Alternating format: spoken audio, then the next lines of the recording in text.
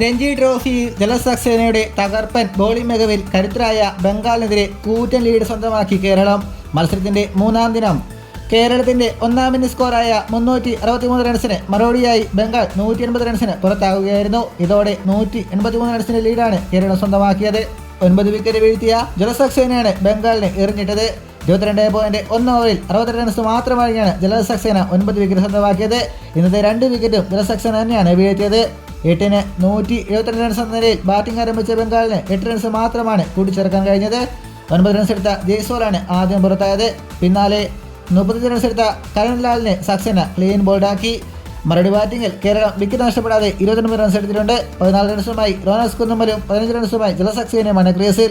ഇതോടെ 10 വിക്കറ്റ് കൈവരിക്കെ കേരളത്തിന്റെ ലീഡ് 212 റൺസായി ഉയർന്നിട്ടുണ്ട്. നേരത്തെ സച്ചിൻ ബേബിക്ക് പുറമെ അക്ഷയ് ചന്ദ്രൻ കൂടി സെഞ്ചുറി നേടിയതോടുകൂടിയാണ് ഒന്നാം ഇന്നിംഗ്സിൽ കേരളത്തിന് മികച്ച സ്കോർ നേടാനായത്. 222 പന്ത് നേരിട്ട അക്ഷയ് 9 ഫോറുകൾ അടക്കം 106 റൺസാണ് അടിച്ചെടുത്തത്.